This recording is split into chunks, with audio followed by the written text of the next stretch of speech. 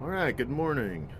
I am going to do a little bit of a different video here. We just got our Roadmaster tow bar and base plate kit for towing our Chevy Colorado.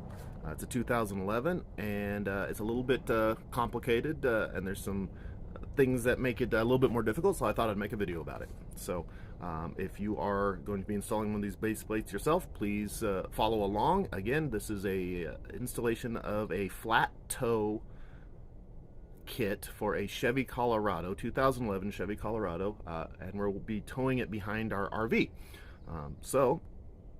Please follow along, and I'll walk through at least my experience in installing this. So thank you very much, and let's get started. All right, like I mentioned, we will be installing the base plate kit onto a Chevy Colorado, a 2011 Chevy Colorado. This is a Roadmaster Base Plate Kit, kit number 3122 TAC 1. Okay, and first thing I did is I laid out the basic parts. We'll take a look at those here real quick. And that's just so that they'll be handy for you. I haven't taken out all the hardware here. What I did do is I went through the instruction. The instruction doesn't have a required tools section, so I went through the instructions and I got what I thought I would need out. So you'll need a ratchet. This is just a cheap little one. Probably could use one with a longer handle. There's a couple parts that you have to crack some bolts off. We'll see how this works. I'll put an extension on it if I need it. Here's a socket extension. The instruction says that you need a deep 15 millimeter socket for this. It doesn't need to be deep, but you will need an extension, and not a long extension. This is the one I had. It worked just fine, but even shorter would have been fine. Okay, you will need a 10 millimeter. You'll need a 13 millimeter socket. Nothing super complicated. Okay, now you'll see I have a drill here and a drill bit. You will need to drill a hole in your frame, 2 of them. Okay, so if you are looking at this video trying to determine whether this is within your skill range, you will need a drill. Okay, I've got this nice Milwaukee drill. Got plenty of power to get through a frame. I've got a 1/2-inch drill bit, so I'm not anticipating any troubles. If you are not comfortable drilling a hole in your own car frame, then go ahead and you can pause this video now and find a local shop. The other thing you'll be doing is Loctiting quite a few of the fasteners here. Okay, red Loctite is what the instructions recommends. If you've ever had to try to break a red Loctited fastener, you know that that's not something you do casually. You have to heat it up to like 450 degrees and then break it while it's hot. So if you're not super comfortable red Loctiting a bunch of fasteners onto your vehicle, go ahead and call your local shop, see if they can do it for you. Now, my personal opinion, I think we could get away with blue Loctite. That's a lot easier to break if you need to in the future. However, we don't anticipate ever taking this off, so I'll be red Loctiting the fasteners per the instructions.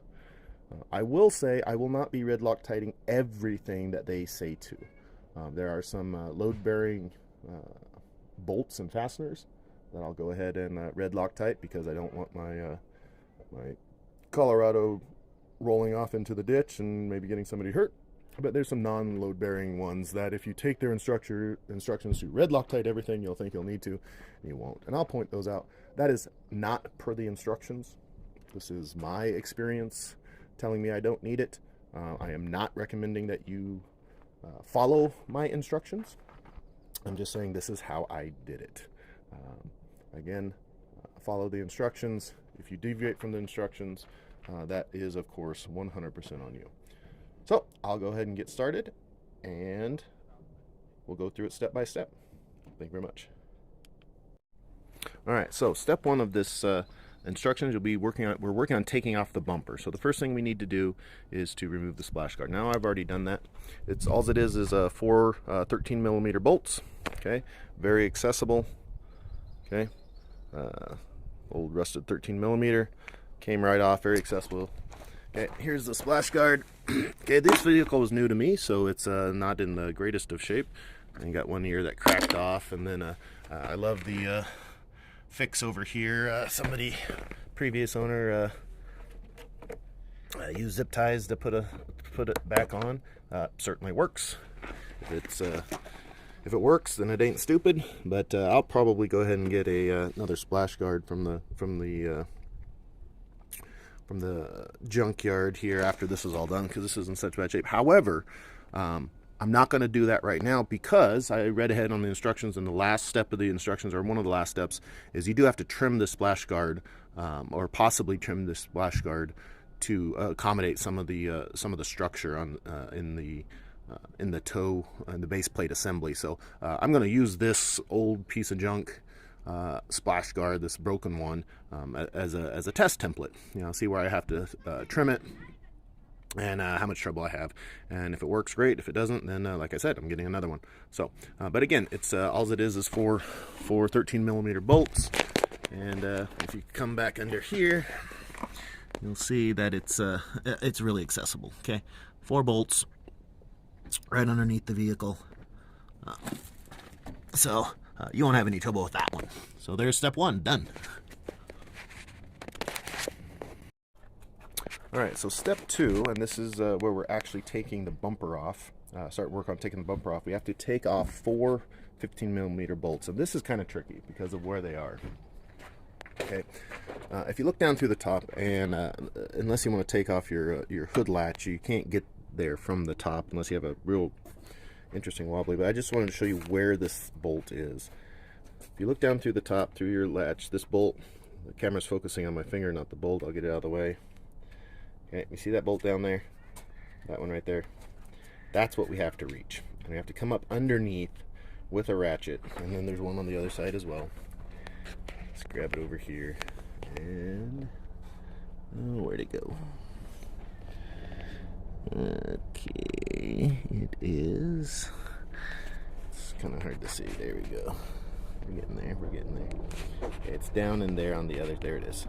Okay. Down in there, and you can't really see with the camera there.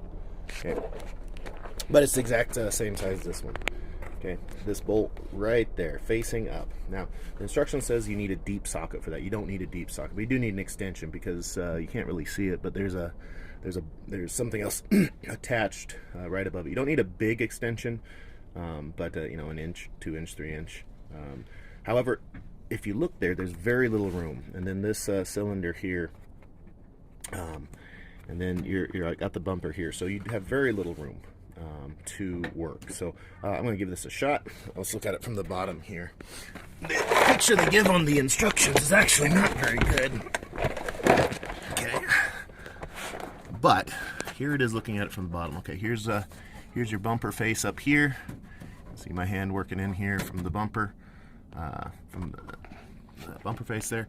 And so what we're doing is we're taking off 2, or should I say, sorry, 4 bolts. And they're right here. Okay. So I tried to get my hand up in here. Like I said, not a lot of room in here. If you have a lift, that certainly will help, but it won't help you getting around there. So the bolt we're trying to get at is this one right here. Okay. Not the easiest bolt to get to, but we will do our best. Okay. I'm sorry. There's 2 bolts that you're trying to get to right there. There we go. Right.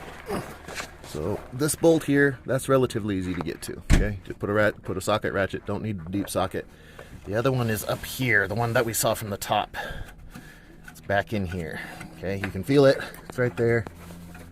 Okay, feel it from the top. But here's you need a extension on your socket to get around that. Okay, to get up and over that. Okay, now for mine, if they're tight, we might be in trouble. Because there's so little room up there that if it's super tight, I don't know how we're going to break it, but we'll give it a shot. And then, of course, on the other side up there. So let me get going on this and see what I run into. Alright guys, call me an idiot, and if you've worked on these before, you probably were laughing at me earlier when I say come up from the bottom. If you take off the front fascia, the logo and everything, and these just pop off, they're little trim tabs, you can access those top bolts really easy. So again, if you've worked on these before and you were laughing at me earlier, I learned a thing.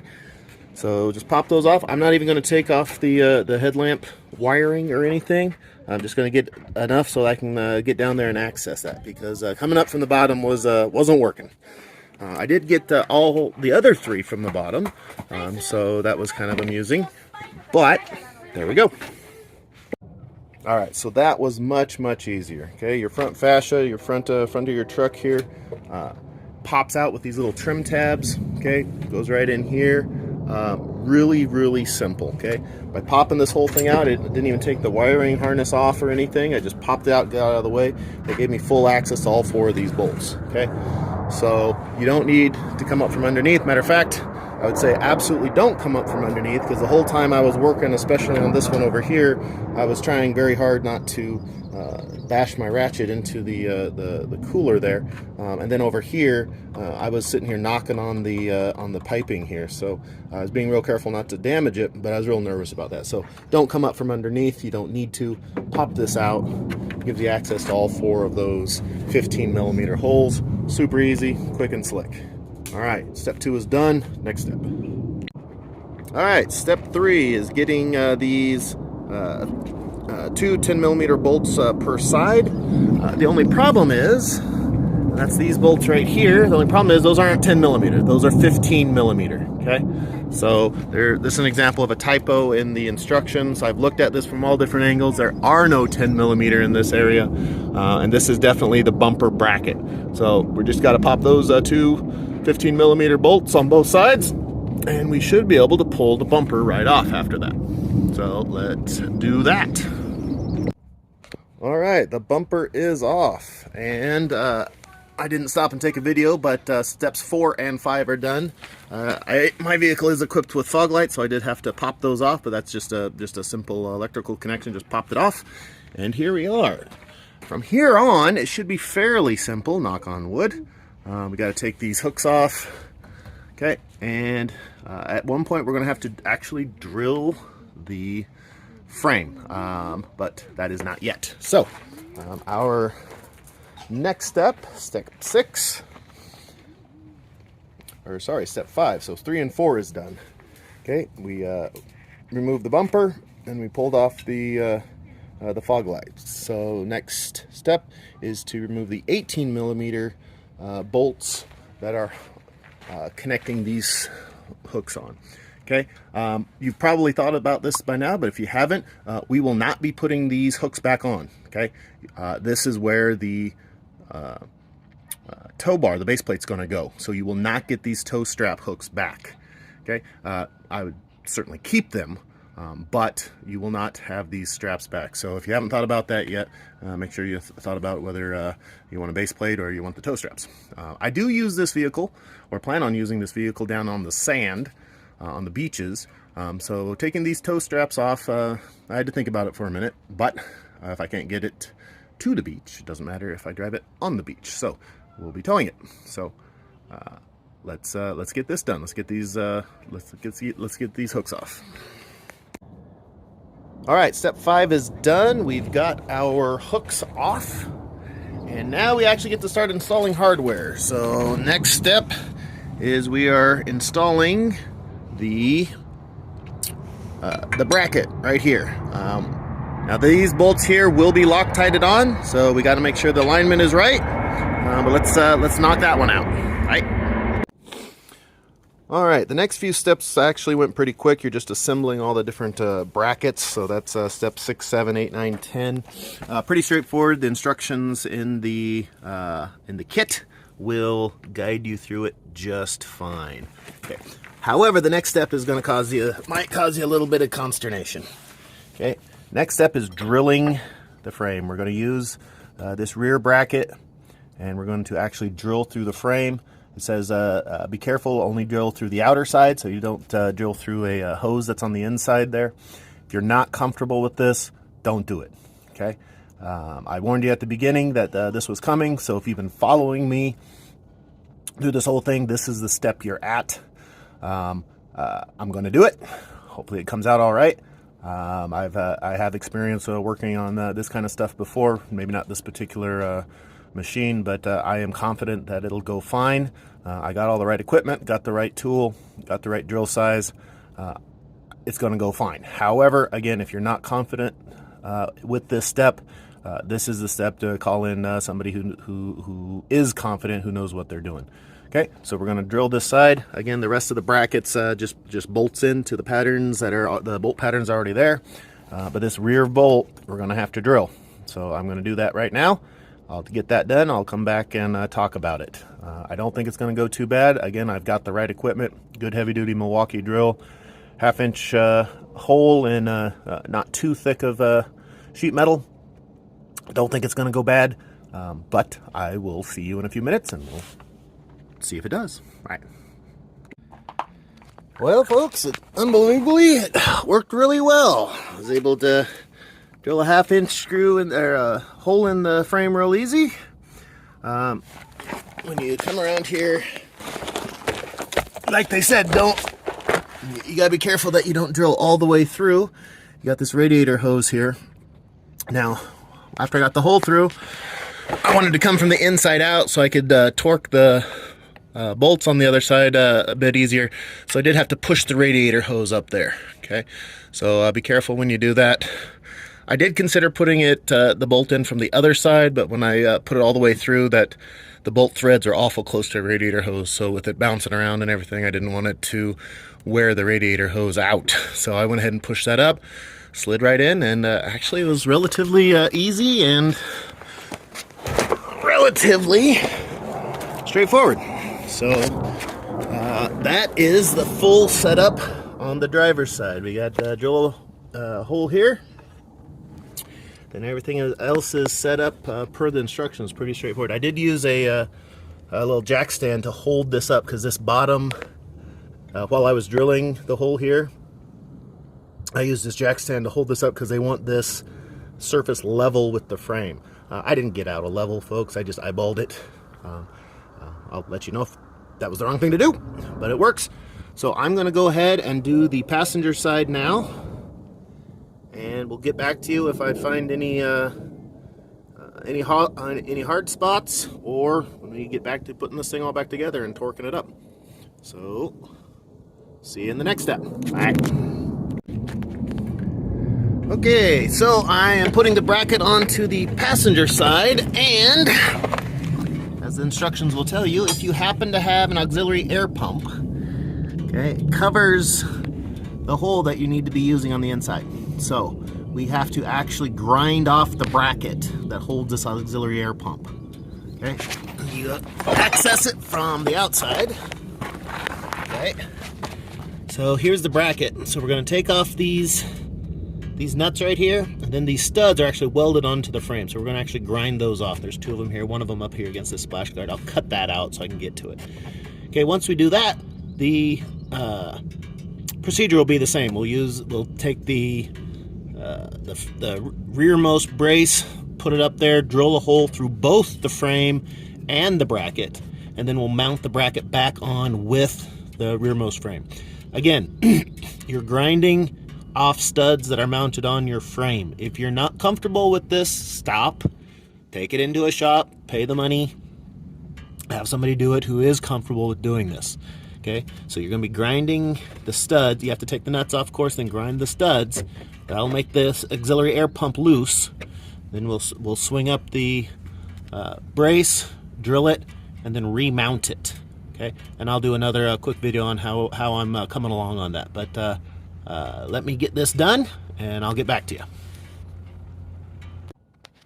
All right, so I got the studs off. Now, instruction says use a die grinder. I just had this angle grinder, so I kind of brute forced it. But that's what it looks like when you pop it off. Now, we're gonna go ahead and drill that frame after we set it all up with the template, drill it, and then we'll remount that pump right with the bracket. And I'll show that when I get to it. Okay, so again, used an angle grinder, had to get in there, but it got it done pretty quick. So let's go ahead and line up the rest of the brackets, and then we can drill this side of the frame. All right, folks, I got it in. Okay, Not gonna lie to you, so far this has been the hardest part of this build. So once you get it all drilled, your rear brace will go inside your auxiliary air bracket. Now, I had a real hard time getting this bolt in from the back. Let me show you why. Okay. There is not hardly any clearance back here. Okay. So I had to put some elbow grease, and frankly, if you're gonna goon something up, if you're gonna break something, this is where it's gonna be. Okay, I don't think I broke the air pump, but I had to put quite a bit of torque on it to get the holes to line up correctly. So my advice for you, when you drill the hole on the air bracket, auger out the hole, maybe even one size bigger. You don't want it too big because you want it mounted nice and good. But getting this hole lined up so that you could put this in, I really had to work at it. Finally got a couple threads poking through. I was able to grab it with a nut and pull it the rest of the way through. Again, I hope I didn't break my air pump. I didn't hear anything or make me think that I would. I think I was able to keep all the stretching and pressure and the elbow grease on the metal bracket, not on the pump on the other side. But not gonna lie to you, that was a tough fit. I have no idea how I'm gonna get that back out other than just grind it out like I had to do with the studs at the beginning. Okay, so this is not easy. Okay, you gotta finesse it. You gotta finesse it with a bit of muscle. I'm amazed that I didn't give the traditional mechanics offering to the gods with blood as I was going here. I cut away some of the shroud here so I could get to it and left a sharp edge. I did not end up putting my knuckles through it, so that's good. But like I said, so far this has been the hardest part, getting that in. I haven't time stamped anything, but this is probably almost an hour later than my last video. This was not fun, and I was working real hard to not break my auxiliary air pump there. So there you go. Again, my advice, auger out this hole a little bit larger, ½ inch, just doesn't give you any extra wiggle room. Maybe even go one size larger, but definitely auger it out so you can get it through. And then you'll have to finesse the back side of it, and finesse with some elbow grease. So that wasn't fun, but I think I got it done. All right. All right, folks, we are now at the tightening and torquing. ½ inch bolts. The instruction at the back says about 56 foot-pounds of torque. So I'm going to judge that as about mechanic tight. I do not have a torque wrench, but that's not a huge amount of torque. I have a little bit of a smaller ratchet, so I'll put a little bit of an extension, and we are going to Loctite all of these bolts. So I'll go ahead and do that. Pretty straightforward. Again, put a little dab of Loctite on each one of the threads, tighten it down. Again, this is your commit point. After this point, if you want to take this apart, you are going to need to use heat to break that red Loctite. Because of that, and this is not according to the instructions, so it is not advisable. This is just what I'm going to do. I am not going to Loctite the guy back here that I had so much trouble with. Okay. Actually, I probably could. Okay, I think I will, because you can get to it without heating up the air pump. Okay, got the nut on the outside. Yeah, I'll go ahead and Loctite that one too. Okay, so I'm gonna Loctite everything from the outside, make sure I can get to it, because if I ever have to take it apart, I'll have to use some heat. But I will go ahead and do that and check in with you in a little bit. All right, bye-bye. All right, I have gotten it all back together. I kind of left you out of it because I was on a roll, but really it's just reassembling the bumper back in. So if you got this far, then you're just putting everything back together. You should know how to do that. Again, take this front part off so you can access those bolts inside. Put those back on. And what I just did is you do have to cut, if you have a kind of a skirt here. You do need to cut they call it a fascia, the facade fascia, whatever. You do have to cut that to make some room for your arms. But we are done. Okay, I still have electrical to put on. I still need to actually hook it up, make sure it works. But Everything works. I actually also started the truck, so I don't think I damaged anything. But really, the only thing I left out is reassembling it. I got all the bolts back in. I did not Loctite the bumper back on. I'm not that dumb. But I did Loctite everything else. So, knock on wood, won't have to do that. So there we go. All right, and again, I had to do some cutouts here. Okay, and that is the installation of the Roadmaster base plate on a Chevy Colorado. I haven't hooked it up yet, made sure it works, but I followed the instructions. It looks all right, everything fits up.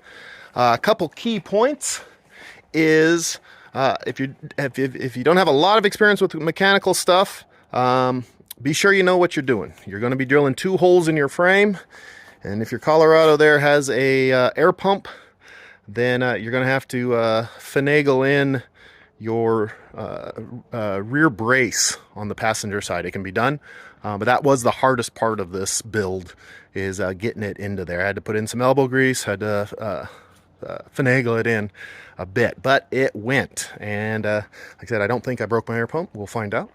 But there we go. You do have to cut out a bit of your the plastic covering your bumper. That was no big deal. I used a sharp box knife, and actually I used a little saw to do the big cuts, a little cut-off saw. So they aren't big cuts, just kind of nipped it out there. So there we go. Again, some tips, mechanical tips. If you are not super familiar with mechanical stuff, like everything else, do not tighten everything up until everything is together. Okay, if you start tightening bolts before the rest of the apparatus is there, then it won't fit. Okay, so leave all the bolts loose until everything's in place, all the bolts are in, and then go ahead and tighten stuff up. No problem there. The other thing is after you've drilled your frame, especially on the air pump side, the passenger side, the air pump side, I had to get up in there and get some elbow grease going, and I almost forgot that I had just drilled the frame, and I had some metal shavings drop down onto my face. That happened once. Then I threw on some safety glasses. You do not want to get any metal shavings in your eye, but I got away with it this time. Put my safety glasses on, finished the job. But you do, and of course there's just general road debris and dust. So throw your safety glasses on when you're doing any of your drilling, any of your grinding, especially your grinding. But the metal shavings from the drilling will be up in there, so as you're bolting everything up, you might brush some of that stuff down onto your face. So wear your safety glasses. The other thing is I didn't videotape, I didn't record all of my of the actual doing the stuff, but when I was drilling one of the holes, I got it a little off center and it caught, and the drill twisted out of my hand real quick. I let go. So we should anticipate that that's going to happen. Have your hand in a place so that if it twists out of your hand, it twists out and not torques your hand into something dangerous. But a better idea is just make sure you keep 2 hands on your drill. I was kind of using one hand to keep everything aligned. Not the best practice, and the drill bit in and twisted out of my hand. I didn't get hurt because I was holding it correctly. Make sure you're holding it correctly, or better yet, get somebody to help you. Use a clamp to get things aligned, and keep both hands on your drill, especially those Milwaukees. Some of the heavier duty drills, they got a lot of torque. You're not going to hold it, so you wanna keep both hands on that. Other than that, it really wasn't too bad, other than having the confidence to get in there and, like I said, drill holes in your frame, and then put some elbow grease into your pump, your air pump bracket. If you're confident doing that, have at it. If you're not, take it down to your local shop, have them do it, have a cup of coffee. You'll be out a few $100 because it is a little bit of a build. This took me longer than it should have. I'm kind of shade tree mechanic in it out here, so I didn't have all my tools perfectly in place. I had to go and grab a couple extras. So, but it took me 4 or 5 hours. Shouldn't take you that long, but by the same token, I was making sure I was doing it right. So that does not include recording time. Anyway, I will show you the finished product once I have it all hooked up. I still have to put on the electrical. I might make a separate video of that, but the Roadmaster electrical kit is really simple. So I don't know if I'll make a video of that because it is pretty self-explanatory. I don't know if you get a lot of benefit about that. Feel free to shoot me any questions, and if you happen to see something that I did egregiously wrong and I'm gonna wreck and end up upside down on the side of the road, by all means put a comment down below. I'm not the most experienced mechanic, but I'm also not the least, but I'm experienced enough to know that there's still stuff I have to learn, and you're not going to hurt my feelings. So anyway, I thank you for watching. If you have any questions, comments, or concerns, please put it in the comments, and I will answer those as best I can.